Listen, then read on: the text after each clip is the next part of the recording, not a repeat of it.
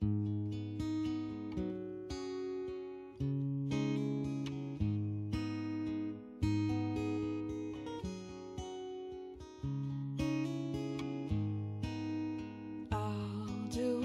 wings, they did darken the sky. His roar fury's fire, and his scales sharpened sides. Men ran and they cowered, and they fought and they died. They burned and they bled as they issued their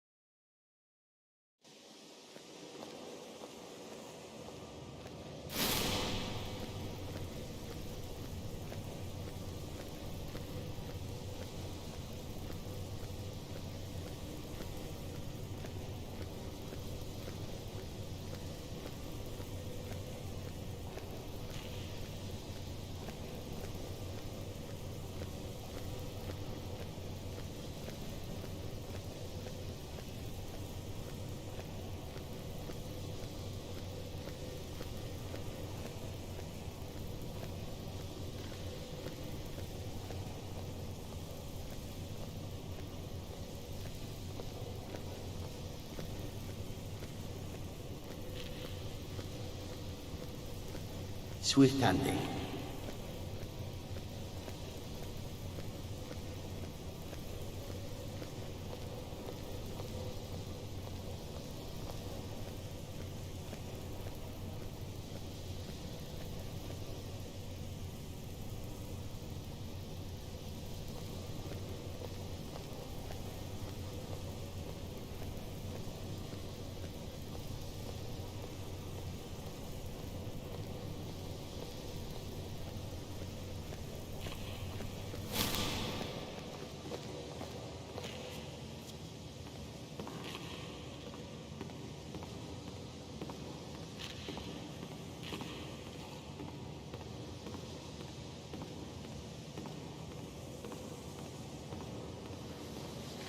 You need to leave.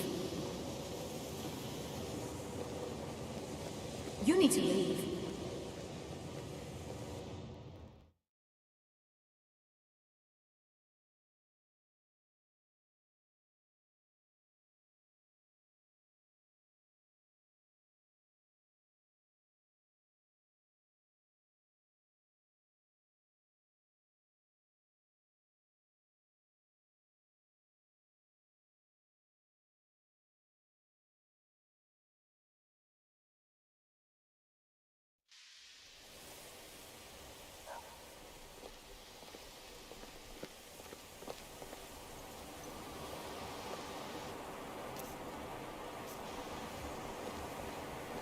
If you're...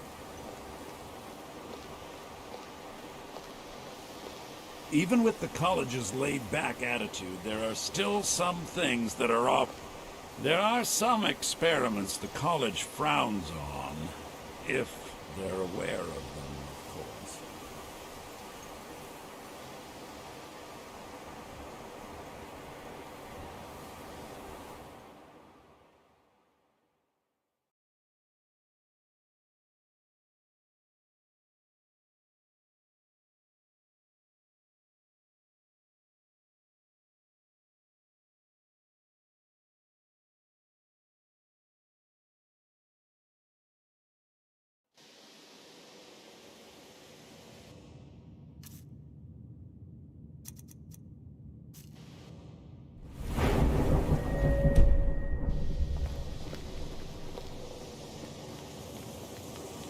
I'm working on some very important research, I assure you.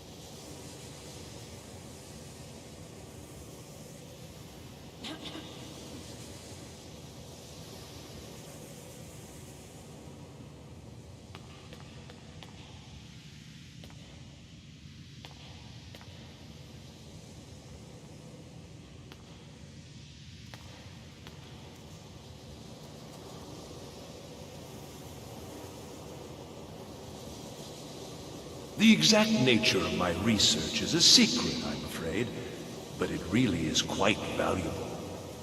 All right, then.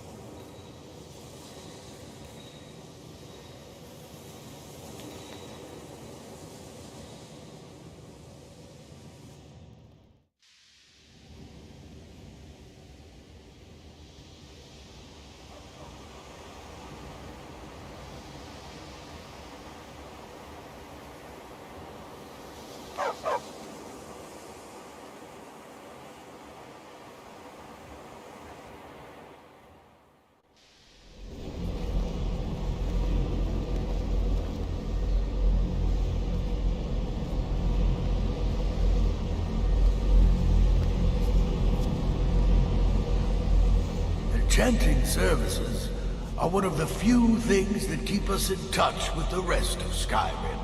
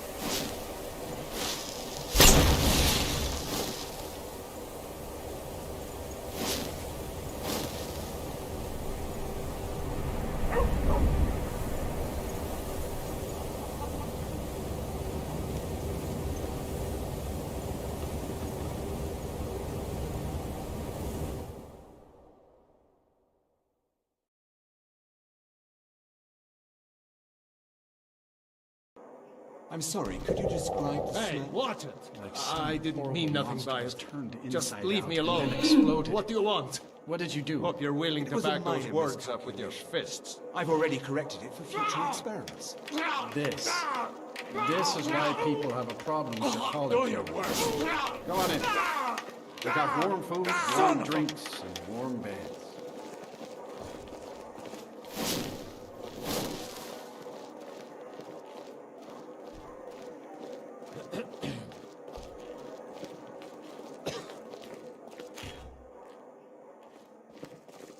If there's anything you need, just let me know.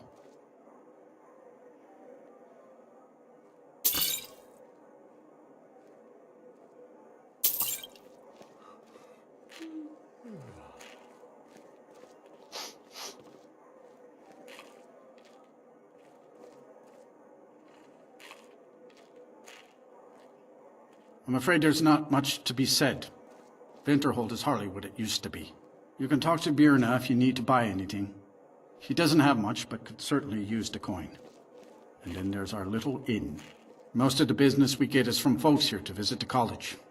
Though even that's dried up some.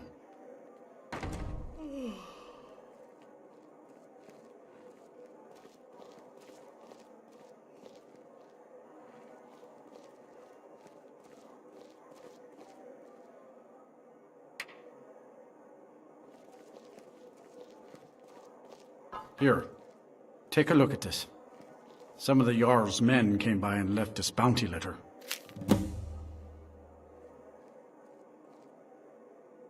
Have you heard about Aventus Aretino? He's a little boy, lives in Windhelm. They say he's been trying to get in touch with the Dark Brotherhood. People say there's someone in Riften that can change your face.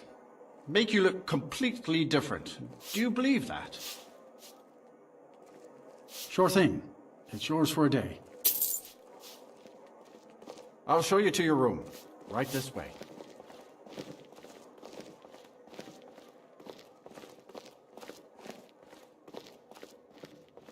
Let me know if there's anything else you need.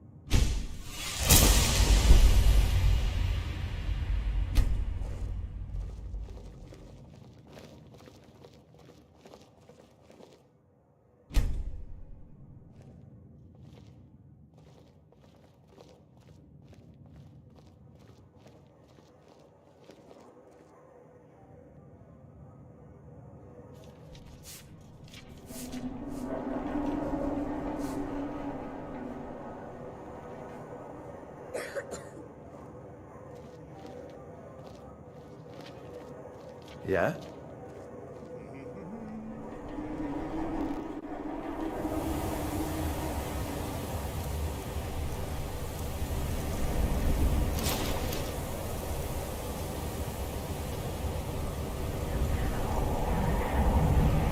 Destruction magic's fine. Just don't go burning down any buildings.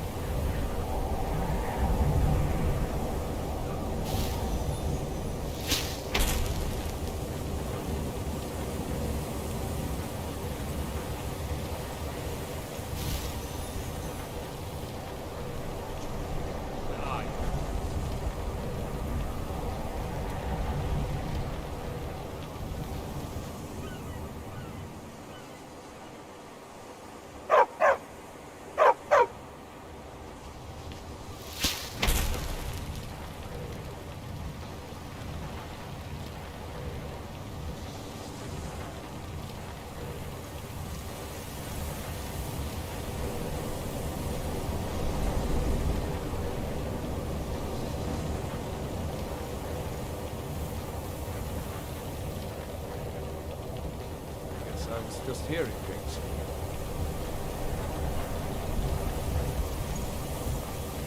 My job is to serve the Jarl, not waste time talking with travelers. Me? Nothing. And I hope to keep it that way. The Jarl is convinced I have some connection with the college, so he goes easy on me. Maybe you'd like to help me keep up appearances. Old Nellicard has a mage's staff in his room in the frozen hearth. It'd be good to have that staff, in case the Jarl starts wondering if I actually have a real connection to the college. Daedra take you then. All right then.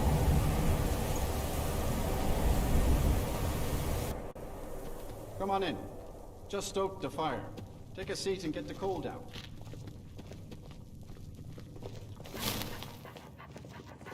Just say the word if you need a drink or something to eat.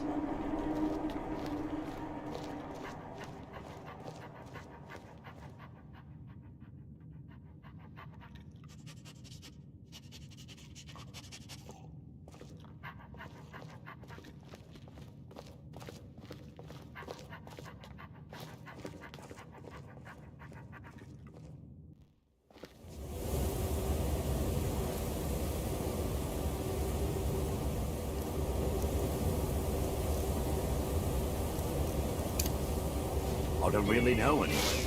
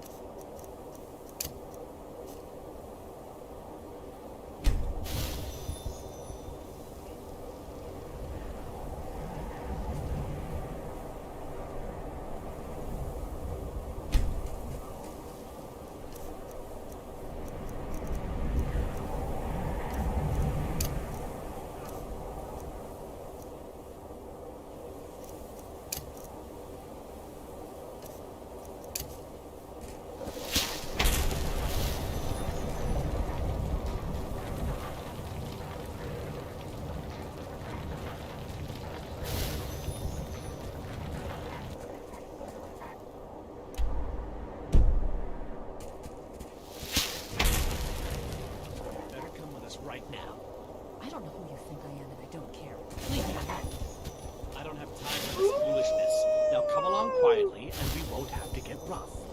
Brother, I think she's telling the truth. I'm not going anywhere. Now back off before I do something drastic. She doesn't have the scar. What? Oh, you're right. We've made a mistake. Now move along before that mountain gets you into trouble.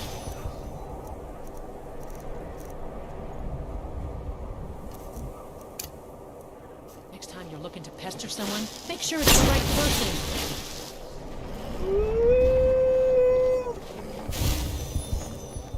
Yes? We're looking for information about a woman, a foreigner in these lands. She's a Redguard like us. We believe she may be hiding in Whiterun, but we're checking everywhere to be sure. Mm-hmm. Oh.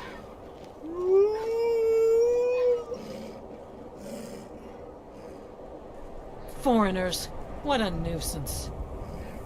They thought I was some other Redguard woman. They just wouldn't leave me alone. I hope they get lost in the wilderness.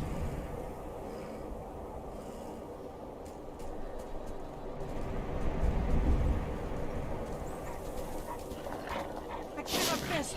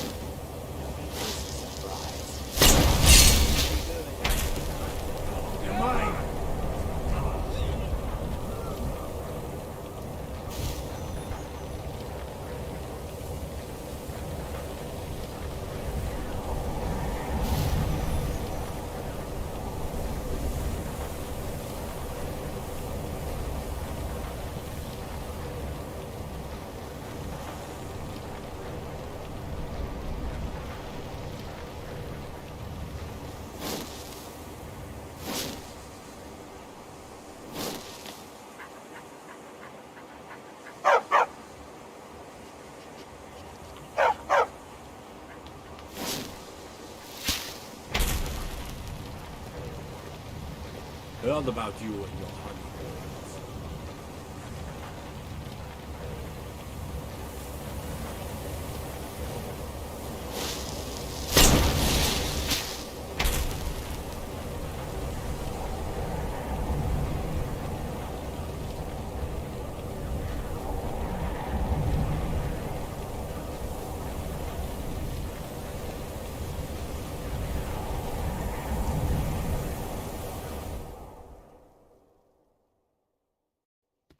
Come on in. We got warm food, warm drinks, and warm beds.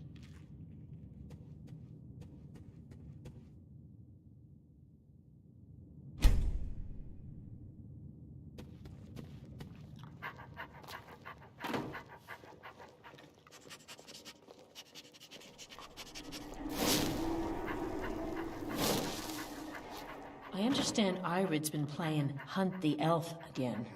It's just children playing, Haran. I wouldn't fret over it. I'm not fretting. I don't want Irid playing those sorts of games. All right, I'll speak to her.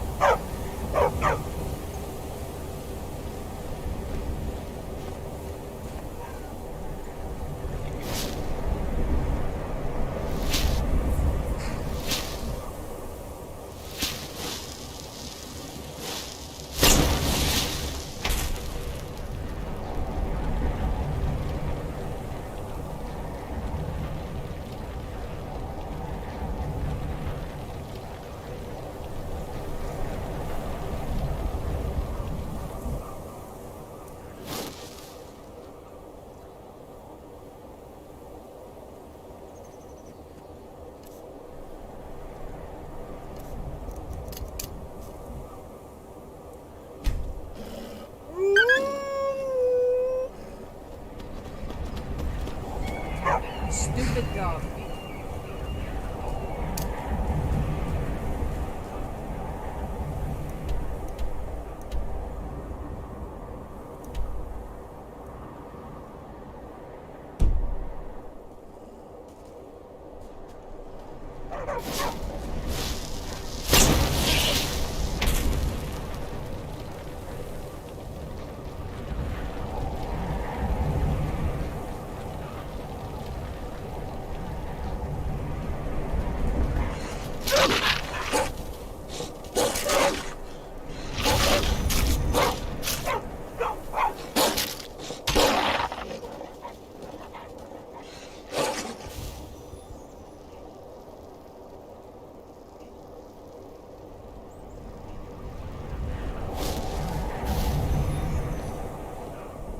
Well met, traveler.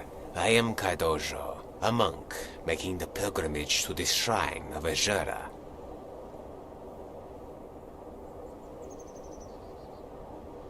Then today will be no different than any other.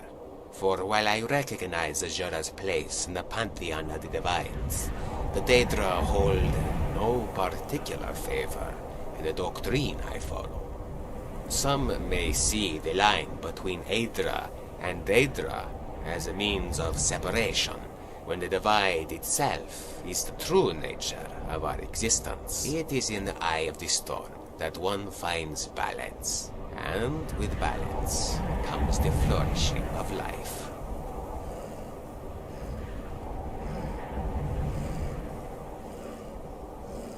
I follow the path of balance through opposition. The Aedra and Daedra are the embodiment of this mantra. It is a common misconception that these balancing forces are the spirit of good and evil, a reductive and flawed interpretation. The Aedra are the agents of stasis and order. The Daedra are the essence of change and chaos. For chaos itself cannot be an agent of anything. When the two are in balance, time progresses at its natural flow. The world changes as it stays the same. Although in truth, it is not for us to attach labels to the creators. If mortals cannot divine the nature of themselves, it is quite presumptuous to try the same with the gods.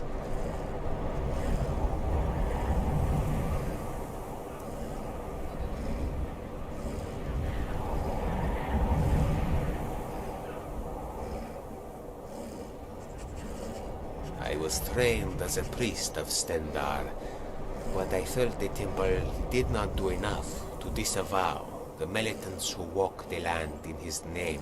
I considered converting to the Temple of Julianos, and had packed for the great chapel in Skingrad to begin my training. There was only one item I could not find: my copy of the book Aedra and Daedra.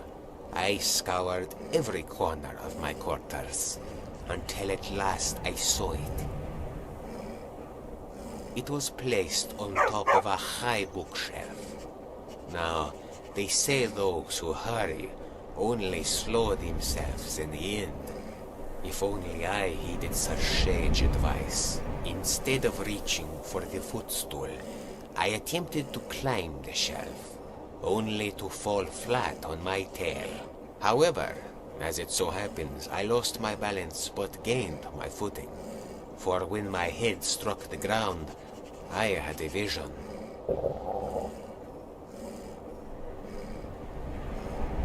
We Khajiit are quite adept, but the Divines saw fit to change that. When I struck my head on the ground, I lost consciousness, but gained clarity. I saw Aedra and Daedra in the stars, side by side. They made no distinction between themselves, for one were all, and all were one.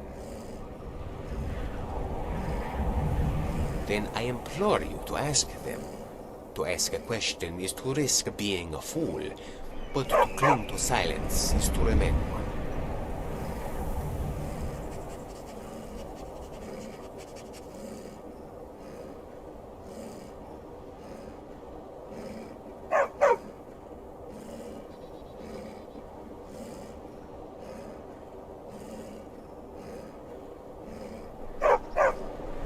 I pay homage to the Divines as a whole, and the invisible thread that is woven between them. One does not look at a centipede and see 15 separate segments.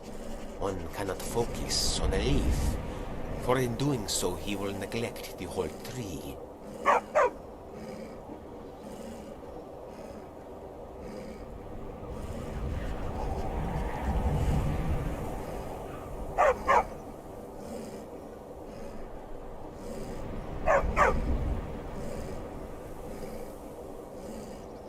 The path of balance requires you to steel your heart against that which is deplorable, and calm your emotions at that which brings you joy. It is through the evenness of mind that one can see through the shroud of passion and be blessed with the clarity of enlightenment.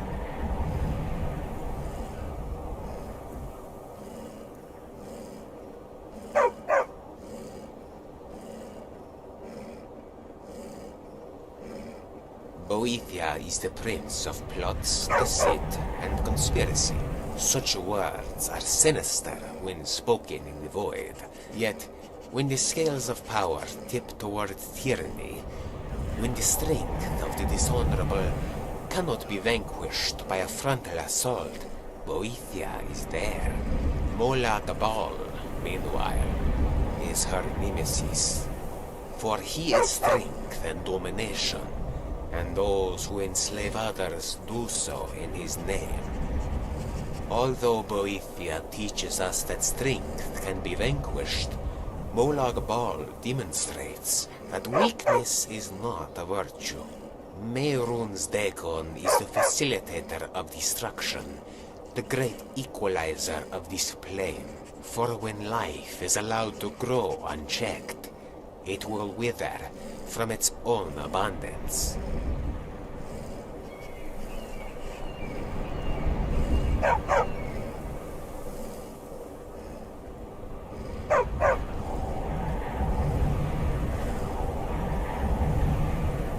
Such is the complexity of life. For all intentions, all actions, flow on the waves of balance. There is the story of a monk who traveled through a busy market, where a butcher was peddling his meats. The monk asked the butcher which meat was the tastiest, and the butcher promptly replied, "All of it. Everything I sell is tastier than the other." And when the monk understood the butcher's lies were true, he gained a fragment of wisdom. The Aedra are thought to be callous because they are indifferent, too often leaving mortals to their own devices. It reminds me of the parable of the acolyte priestess who stole from the alms bowl. The other acolytes beseeched the head priest to investigate the matter and cast the thief out. Yet the priest replied that he already knew the identity of the thief. The acolytes, angered, threatened to leave if the culprit was not revealed. If I cast the thief out, he replied, how will he ever learn remorse? If you leave, how will I ever teach you forgiveness?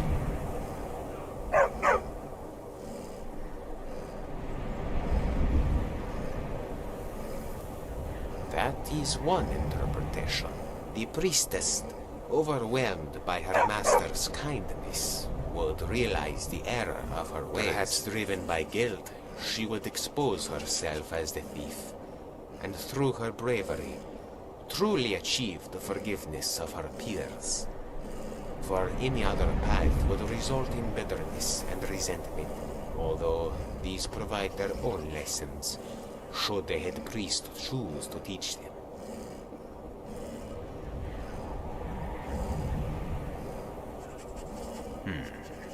One must both have purpose and flexibility. He may walk a path of many roads to the same destination. He may not know where the destination lies until the moment he arrives at it. And even then, it may not fulfill his true purpose. I am reminded of the story of a carpenter who was tasked with hanging a painting for the Count. The painting was hung over the bedchamber, and while it seemed to be a perfect fit, the Count nevertheless told the carpenter to take it down. Back and forth the pair went, from the study to the great hall, each time the Count requesting the carpenter to hang the painting, then remove it. After walking the breadth of the castle, at long last they returned to the bedchamber. Only this time, when the painting was hung, the Count was satisfied, for only by seeing all other alternatives did he know his choice was true. And thus, my request is this. If you will do me the honor of being my carpenter, and I yours, then I will forever be in your debt.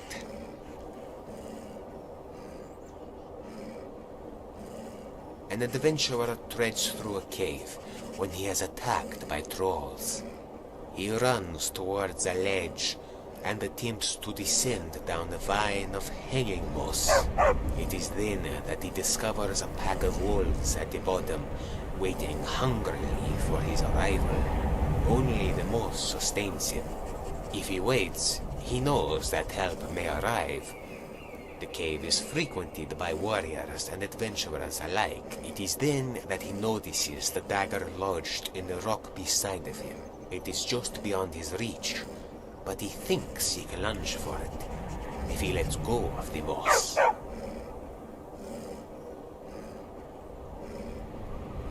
A wealthy Jarl requests a bard to craft him a verse for his children. The verse must convey his desire for their happiness. The bard meditates on the subject before returning with his verse. He stands before the Jarl and recites the following. May your children know anguish, pain and suffering. May they know boredom and strife, fear and despair. The Jarl leaps angrily from his throne and demands the bard explain this insult. The bard deftly replies, "Forgive me, my Jarl. You ask me to write a verse that conveys the spirit of true happiness. I believe I have fulfilled that request, for without knowledge of pain and sadness, one cannot truly know what it means to be happy." The ambitious young swordsman visited the Hall of Companions in hopes of becoming a great warrior. Upon meeting the Harbinger, the swordsman asked, "If I start now, how long before I can become a companion?" The Harbinger stroked his grey beard and replied, 10 years. The swordsman could not wait that long. "What if I trained every day?" he asked. 5 years, then, the Harbinger replied. To that, the swordsman inquired, "Well, What if I train day and night? 20 years, the Harbinger said, his face stretching into a yawn. That makes no sense, the swordsman answered. The Harbinger looked him in the eye and cracked a wry smile. Oh, it makes sense, he said. For you see, those who hurry are slow to learn.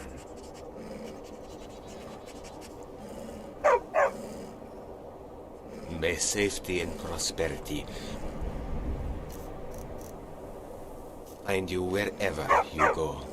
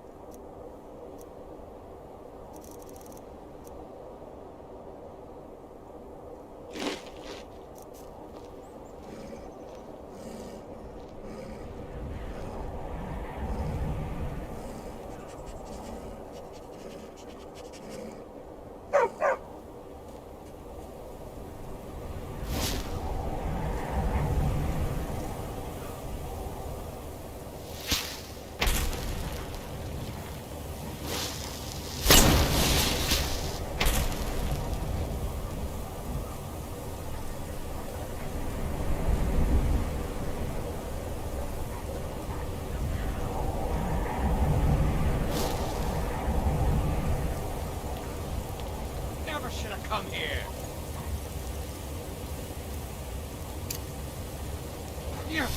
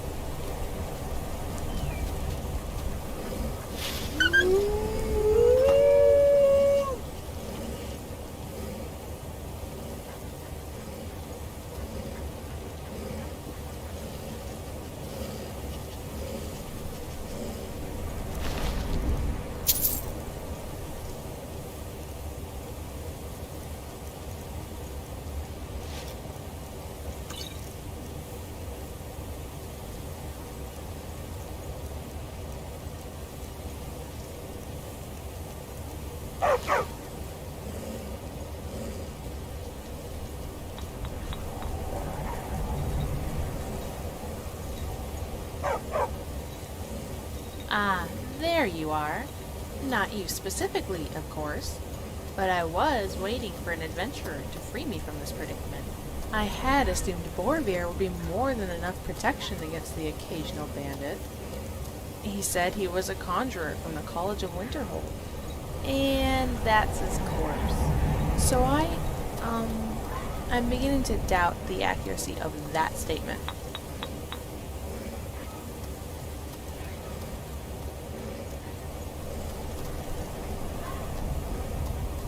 I see.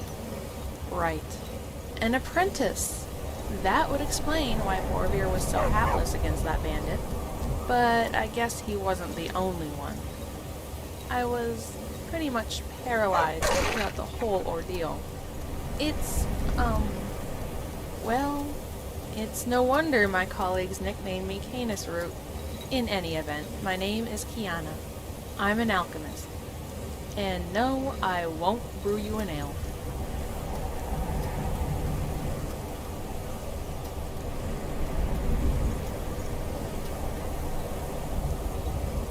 Predicament? Oh, right. Well, when, Borvir became arrow fodder, I humbly suggested to the bandit that he could make far greater use of me alive. I explained to the brute, using very small words, that I was an alchemist of some skill and could mix powerful potions on his behalf. In truth, I was planning on killing him using a similar trick to the one, Asliel Dureni used to vanquish the Lockbard. But before I could, enact my plan, another bandit killed him and took his place. 3 bandits later, and, well, here we are.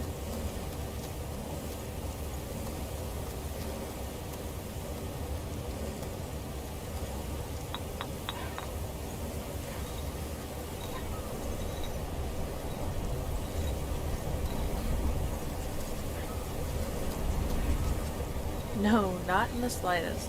A wise move. Although I hesitate to accuse a bandit of wisdom. Sometimes I wonder if their diet is made of wickweed. You aren't related to any bandits or anything, are you? I hope I didn't just, insult your sister. I bet she's really pretty.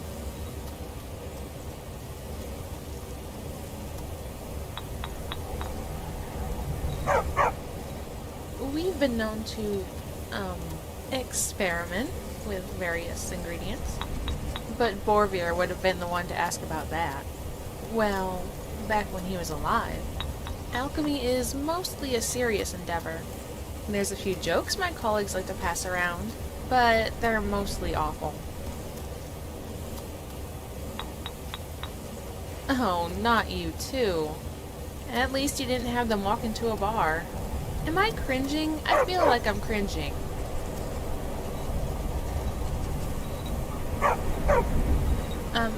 Yes. Borvir. We were roommates. Well, without the room. I found him out here by chance, fighting an ice raid. I deduced he was a mage, and when he finished off the raid, I asked him if I could, purchase the teeth. I told him I rely on invisibility potions to, survive out in the wild. But Borvir insisted he needed the teeth for chilling his mead. Needless to say, I was surprised to find he knew a thing or two about alchemy. More importantly, he had a table, so I followed him home. He was a bit abrasive, and I knew he'd eventually ask me to leave. Luckily, he was also a conjurer, and had a few spare lavender lying around. When digested, lavender will normally help you resist magic, but if you only chew on the sprigs, it can fortify your personality. That's how I convinced him to share the space, with a rudimentary alchemist trick, and, perhaps a little feminine charm?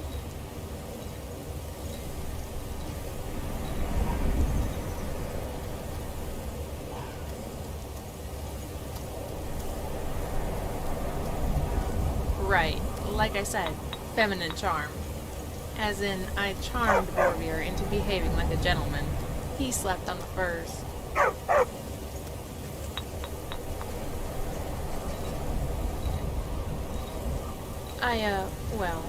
I came out here for research. Most of my colleagues find that absurd, considering this part of Skyrim is, blanketed with snow. Field research is typically conducted in the forests to the south, in caves, or near the marshes. But I'm not really looking for the typical. We're not going to advance the field of alchemy without thinking outside the satchel.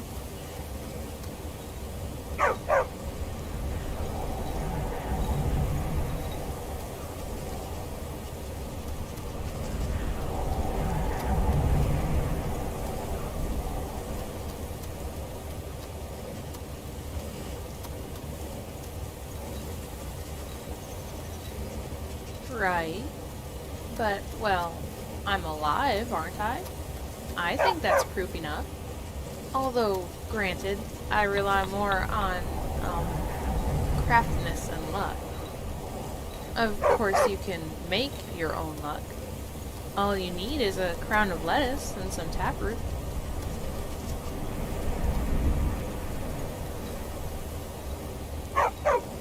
Right. Teach you alchemy. In a word, no. I mean, alchemy isn't just measuring out ingredients and boiling them together like a soup. No two ingredients are alike. You can have one juniper berry that's sweet and ripe, and another one that's highly acidic. You have to take into account your surroundings. I mean, what if there's magical resonance affecting your distillation? Is the room sanitized? Is your alembic sanitized? Trace elements of other ingredients, no matter how small, can alter the output completely.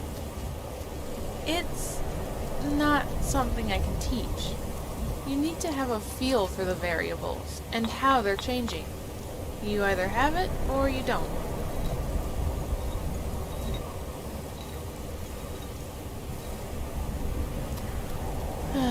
If anything is a sign the world is ending, that's it. Okay, how about this? What's the one thing that an alchemist will never swallow?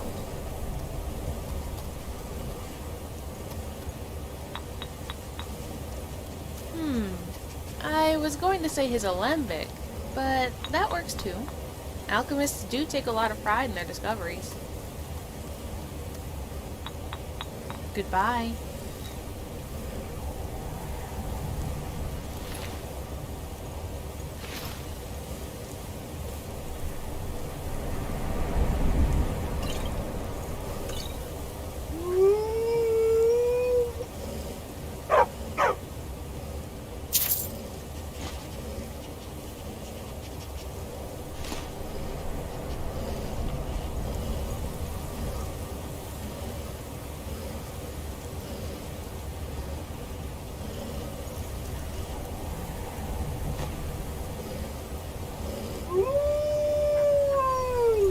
What is it?